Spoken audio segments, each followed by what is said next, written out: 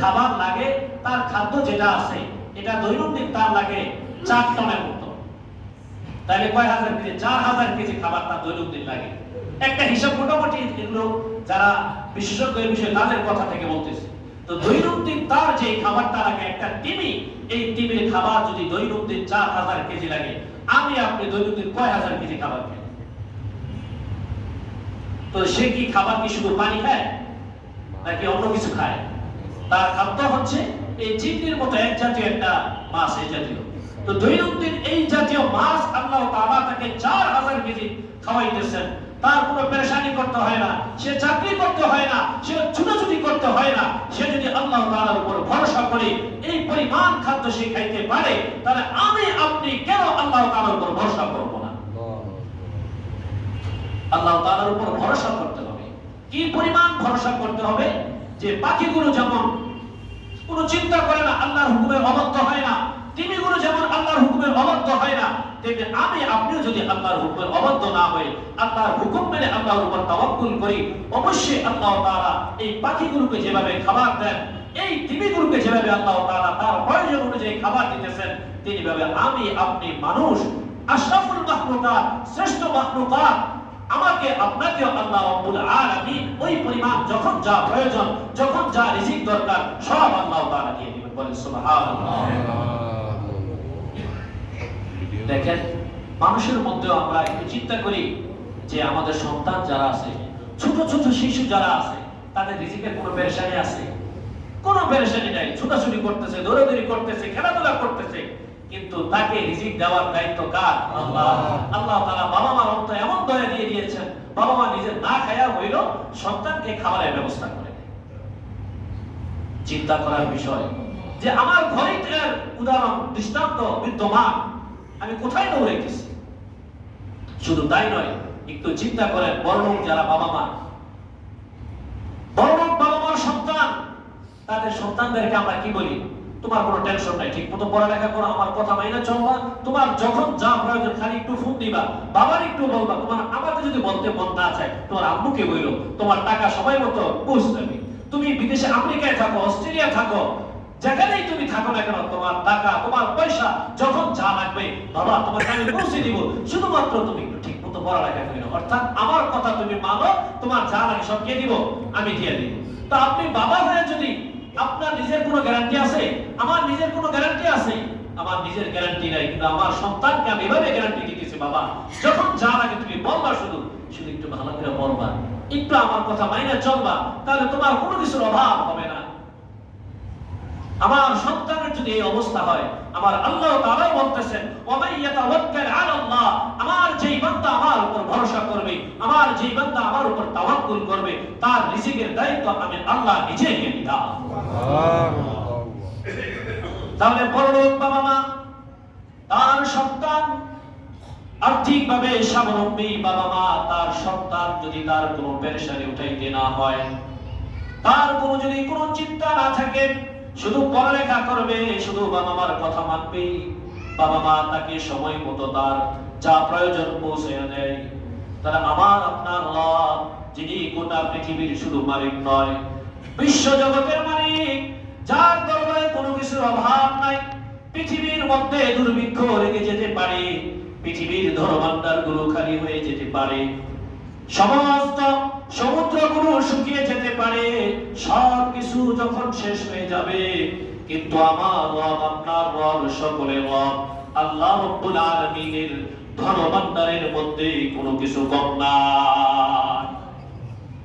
এজন্য আমাকে আপনাকে কার উপরে তাওয়াক্কুল করতে হবে? চিল্লায়ে বলে আল্লাহর উপরে তাওয়াক্কুল করতে হবে। আল্লাহর উপর তাওয়াক্কুল করলে আমার আপনার যত প্রয়োজন আছে আল্লাহ রাব্বুল আলামিন গায়বী খাজানা থেকে সবকিছুর ব্যবস্থা করে দিবেন। 2 নাম্বার কথা। 3 নাম্বার হচ্ছে নামাজ ঠিকঠাক মতো, সময় মতো, নিয়মিত নামাজ আদায় করা। নামাজটা যদি আমি আপনি ঠিক মতো আদায় করি, সময় মতো আদায় করি, নিয়মিত আদায় করি, তাহলে আল্লাহ রাব্বুল আলামিন আমার আপনার রিজিকের ফয়সালা, আমার আপনার রিজিকের ব্যবস্থা করে দিবেন। কোরআনে কারীম থেকে প্রমাণ, সূরা তাহা 135 নম্বর আয়াতে আল্লাহ রাব্বুল আলামিন বলেন, ওয়া'মুর আহলাকা বিস-সালাতি ওয়াসতাবির আলাইহা লা নাসআলুকা রিজকা নাহনু নারযুকুক ওয়াল আকিবাতু লিত-তাকওয়া। আল্লাহ রাব্বুল আলামিন জানাই দিতেছেন আপনি আপনার পরিবারকে নামাজের জন্য আদেশ করেন। ওয়া'মুর আহলাকা বিস-সালাহ, আপনি আপনার পরিবারকে নামাজের আদেশ করেন, তাদেরকে নামাজ পড়তে বলেন। ওয়াসতাবির আলাইহা, আপনি নিজেও নামাজের উপর অটল থাকেন, আমার ইবাদতের উপর অটল থাকেন। শুনে রাখেন, আপনারা যেই নামাজগুলো পড়বেন, এই নামাজ আদায় করা হবে নাহনু নারযুকুক লা নাসআলুকা রিজকা, এই কাজগুলো করার কারণে আপনার কাছ থেকে, আপনার পরিবারের কাছ থেকে আমাকে কোনো কিছু দেওয়া লাগবে না, বরং নাহনু নারযুকুক, আমি আল্লাহ নিজে আপনার এবং আপনার পরিবারের সকলের রিজিকের ব্যবস্থা করে দিব। আমি আল্লাহ নিজে আপনার রিজিকের ব্যবস্থা করে দিব। নামাজ আদায় করেন, পরিবারকে নামাজের কথা বলেন, সন্তানকে নামাজের কথা বলেন, ছেলেকে নামাজের কথা বলেন, মেয়েকে নামাজের কথা বলেন।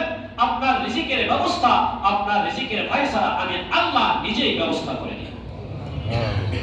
আহলুন শব্দের অর্থ শুধুমাত্র সন্তান সন্ততি এমন নয়। আপনি চাকরি করেন, আপনি এক জায়গার মালিক, আপনি ব্যবসা করেন, আপনার অধীনে যারা আছে তারাও আপনার আহাল। আপনার ফ্যাক্টরিতে যারা কাজ করে তারাও আপনার আহাল। আপনার অধীনে যারা কাজ করে তারাও আপনার আহাল। আপনি মালিক হয়ে তাদেরকে নামাজের আদেশ করেন, আপনি বাবা হয়ে তাদেরকে নামাজের আদেশ করেন, আপনি ব্যবসায়ী প্রতিষ্ঠানের কর্ণধার, তাদেরকে নামাজের আদেশ করেন। তাহলে এই নামাজ যে পড়বেন, আপনার রিজিক, আপনার আহাল যারা আছে তাদের সকলের রিজিকের ব্যবস্থা আমি আল্লাহ নিজেই করে দিব।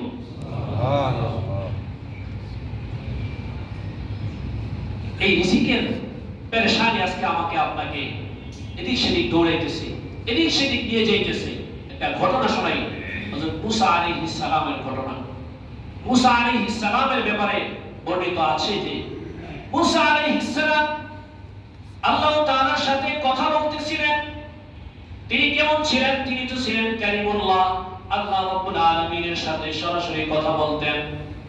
ওহীর মাধ্যমে আল্লাহ রাব্বুল আলামিনের সাথে কথা বলতেছিলেন। ওই মুহূর্তে তার পারিবারিক একটা টেনশন চলে আসে। হয় না এমন অনেক সময় যে এক জায়গায় বসে আছি কথা বলছি, হঠাৎ আমার ধ্যানটা অন্যদিকে চলে যায়। তার মানে বাইরে কোনো একটা সমস্যা ছিল, আমার খালি ওদিকে চলে যায়। এখনো অনেক এমন আছে, মসজিদে আসছি, বসে আছি, আমার দেহ সব মসজিদে, অঙ্গ প্রত্যঙ্গ সব মসজিদে, কিন্তু আমার মেধাটা চলে গেছে বাসায় অথবা দোকানে অথবা কোনো এক জায়গায়। কেন? জীবনে একটা পেরেশানি কাজ করতেছে। তো মুসা আলাইহিস সালাম আল্লাহ রাব্বুল আলামিনের সাথে কথা বলতেছেন, আর তার ধ্যানটা একটু অন্যদিকে চলে গেল, একটা পেরেশানিতে চলে গেল। আল্লাহ রাব্বুল আলামিন মুসা আলাইহিস সালামকে এই কথা বলেন নাই, তুমি কোন দিকে ধ্যান চলে গেছে, কিছুই বলেন নাই। আল্লাহ রাব্বুল আলামিন মুসা আলাইহিস সালামকে আদেশ করলেন, ইয়া মুসা, তুমি তোমার এই লাঠি দিয়ে, হাতের লাঠি দিয়ে তুমি তোমার সামনে যে পাথরটা আছে এই পাথরটার মধ্যে একটা আঘাত করো। মুসা আলাইহিস সালামের লাঠির ব্যাপারে তো আমরা ভালোই জানি। মুসা আলাইহিস সালামের এই লাঠি ছিল আজীব লাঠি, দেখতে যদিও লাঠি, এটা কখনো সাপ হয়ে যায়। আল্লাহ রাব্বুল আলামিন বলেন, তোমার লাঠিটা মারো, এটা সাপ হয়ে যাবে। আবার এই লাঠি কখনো এমন হয়ে যায়, পাথরে আঘাত করলে পাথর থেকে পানি বের হইতে থাকে। বনী ইসরাঈলের তাদের পানির প্রয়োজন হয়েছে, মুসা আলাইহিস সালাম পাথরের মধ্যে আঘাত করেছেন, এই পাথর থেকে এই লাঠি দিয়ে পানি বের করে দিয়েছেন কে? আল্লাহ। আবার এই লাঠি এমন যে সমুদ্রের মধ্যে, নদীর মধ্যে আঘাত করলে পানি থেমে ওই দুই জায়গা থেকে মাঝখান দিয়ে রাস্তা করে দেন কে? আল্লাহ। তো এই লাঠি ছিল এক আজীব লাঠি, যে লাঠি দিয়ে কখনো পানি বের হয়, কখনো এই লাঠি সাপ হয়ে যায়, আবার পানি থামায়া দেয়। আল্লাহ রাব্বুল আলামিন বললেন, হে মুসা, তোমার সামনে থাকা পাথরটাকে তুমি একটু আঘাত করো। মুসা আলাইহিস সালাম লাঠি দিয়ে পাথরে আঘাত করলেন, পাথরটা দুই টুকরা হয়ে যায়। দুই টুকরা হয়ে তার ভিতর থেকে আরেকটা পাথর বের হয়ে যায়। আবার আঘাত করে আরেকটা পাথর বের হয়ে যায়। আবার আঘাত করে তার ভিতর থেকে আরেকটা পাথর বের হয়ে যায়।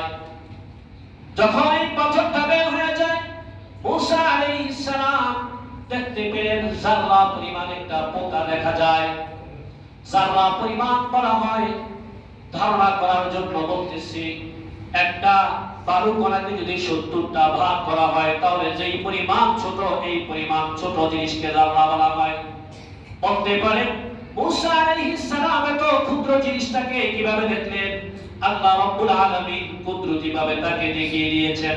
এখন যেমন আমি আপনি অনেক কিছু দেখি না, আমাদের শরীরে প্রতিটা জায়গায় থুতুর মধ্যে সব কিছুর মধ্যে এত বেশি পরিমাণ জীবাণু আছে যেটা আমি আপনি দেখতে পাই না, কিন্তু যন্ত্র দিয়ে তাকাইলে সব দেখা যায়। আল্লাহ রাব্বুল আলামিন মুসা আলাইহিস সালামের চোখে এই পরিমাণ পাওয়ার দিয়ে দিলেন কুদরতিভাবে। মুসা আলাইহিস সালাম দেখলেন ক্ষুদ্র একটা প্রাণী তার মুখে খাবার নিয়ে হেঁটে যায়। ক্ষুদ্র জাররা পরিমাণ একটা প্রাণী, একটা পোকা তার মুখে খাবার নিয়ে হেঁটে যায়। আর ওই পোকাটা বলতেছে, কি বলতেছে? ওই পোকার কথা এখন যে রাস্তাঘাটে আমরা দেখি, পোকা, ছোট ছোট পোকা যেগুলো আমরা দেখতে পাই এগুলো চোখ দিয়ে, এগুলোর কথা কি আমি আপনি শুনি? পিঁপড়ার কথা শুনি? কিন্তু আল্লাহ রাব্বুল আলামিন মুসা আলাইহিস সালামের শ্রবণ শক্তি এত প্রখর করে দিয়েছেন কুদরতিভাবে, ওই পোকাটা যেই কথাটা বলতেছে মুসা আলাইহিস সালাম স্পষ্টভাবে শুনতেছেন।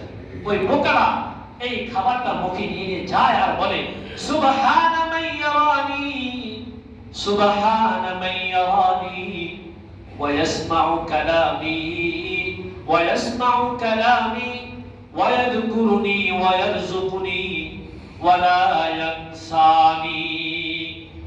ওই পোকাটা আল্লাহ রাব্বুল আলামিনের বরত্ব বর্ণনা করতেছে।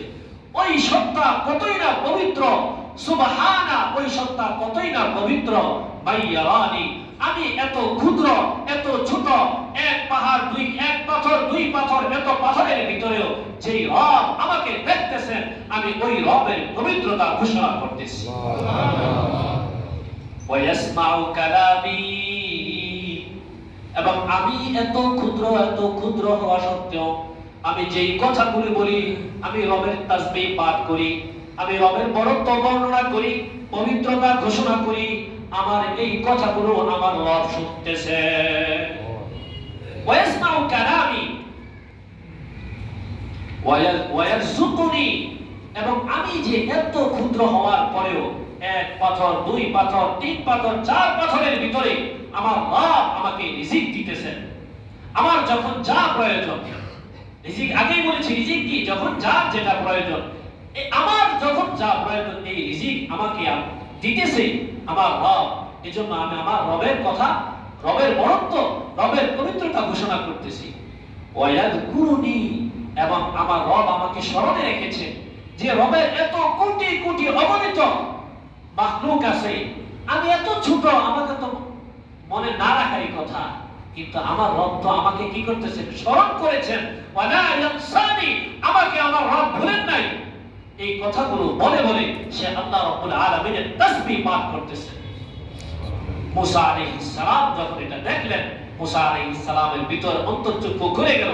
ওই যে আমি চিন্তা করেছিলাম, এজন্য আল্লাহ রাব্বুল আলামিন আমাকে এই কুদরত দেখিয়ে দিয়েছেন যে এত ক্ষুদ্র জায়গায় এত ছোট একটা প্রাণী, তাকেও আল্লাহ রাব্বুল আলামিন রিজিক দিচ্ছেন, তাকেও আল্লাহ রাব্বুল আলামিন ভুলে যান নাই, তাকেও আল্লাহ রাব্বুল আলামিন স্মরণে রেখেছেন, তার কথাগুলো আল্লাহ রাব্বুল আলামিন শুনতেছেন। প্রিয় ভাইরা, এখান থেকে চিন্তার বিষয়, আমি আপনি তো এত ক্ষুদ্র কোনো প্রাণী নয়, আমি আপনি তো পোকা নয়, আমি আপনি তো কোনো পশু পাখিও নয়, কোনো জীব জন্তু নয়, আমি আপনি তো আশরাফুল মাখলুকাত, আমি আপনি তো আল্লাহ রাব্বুল আলামিনের নিকট দামি এক ইনসান মাখলুক, যাদেরকে আল্লাহ রাব্বুল আলামিন পৃথিবীর মধ্যে সবচেয়ে বেশি সম্মানিত করেছেন। আল্লাহ রাব্বুল আলামিন কোরআনে কারীমে ইরশাদ করেন, ওয়া লাকাদ কাররামনা বনি আদম, আমি বনি আদমকে শ্রেষ্ঠত্ব দিয়েছি, সম্মানিত করেছি। পৃথিবীর মধ্যে যত প্রাণী আছে সবার মধ্যে শ্রেষ্ঠ করে এই বনি আদমকে আমি বানিয়েছি। আমি আপনি তো দামি মানুষ হওয়ার পরেও যদি আল্লাহ রাব্বুল আলামিনের কথা না মানি, আল্লাহ রাব্বুল আলামিন আমাকে আপনাকে বলতেছেন যে তোমরা নামাজ পড়ো, তোমার রিজিকের ব্যবস্থা আমি করে দিব। আমি আপনি যদি নামাজে না আসি, তাহলে আমার আপনার রিজিক কি? যদি নামাজে এসে আমি আপনি আল্লাহ রাব্বুল আলামিনের কাছে প্রার্থনা করি, দাঁড়ায় যাই নামাজে, শুরু থেকে আল্লাহ রাব্বুল আলামিনের বরত্ব ঘোষণা করি, আলহামদুলিল্লাহি রাব্বিল আলামিন আর রহমানির রহিম মালিকি ইয়াউমিদ্দিন, প্রতিটা রাকাতে যে আমি আপনি আল্লাহ রাব্বুল আলামিনের বরত্ব ঘোষণা করতেছি, পবিত্রতা বর্ণনা করতেছি, তারপরে রুকুতে যাইতেছি, সেখানে আল্লাহ রাব্বুল আলামিনের বরত্ব ঘোষণা করতেছি, পবিত্রতা বর্ণনা করতেছি, সুবহানা রাব্বিয়াল আযীম, তারপরে দাঁড়াইতেছি সামি আল্লাহ বলতেছি, আবার সেজদায় যাচ্ছি, সেখানেও বলতেছি সুবহানা রাব্বিয়াল আ'লা, সেখান থেকে উঠে আমি আপনি আবার দাঁড়ায় আল্লাহ রাব্বুল আলামিনের বরত্ব ঘোষণা করতেছি। যদি আমি আপনি নামাজ ঠিকমতো পড়ি, তাহলে আমার আপনার রিজিকের ফয়সালা কে করে দিবেন? এই বিশ্বাস আমার আপনার অন্তরে আসতে হবে। নামাজ ঠিকমতো পড়তে হবে। ঠিকমতো যদি আমি আপনি নামাজ পড়ি, ঠিকমতো যদি আমার আপনার নামাজটা হয়ে যায়, পড়তে পড়তে একটা সময় দেখবেন দুনিয়ায় আপনার কোনো কিছুর অভাব হবে না।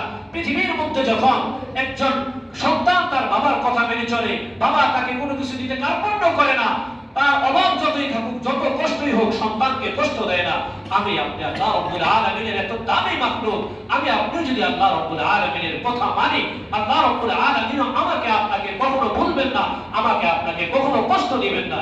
এজন্যই তো আল্লাহ রাব্বুল আলামিন কোরআনে কারীমে ইরশাদ করেছেন, ফাইদা কুরিয়াতিস সালাতু ফান্তাশিরু ফিল আরদ। আমার আপনার মনে প্রশ্ন আসতে পারে, যদি নামাজ পড়ি, সারাদিন নামাজ পড়ি, নামাজ আদায় করি, তাহলে কখন আমি আপনি রিজিকের সন্ধান করব, তালাশ করব? আল্লাহ রাব্বুল আলামিন এই কথা বলেন নাই 24 ঘন্টাই নামাজ পড়ো, 24 ঘন্টায় তুমি আমার সামনে সিজদায় অবনত থাকো।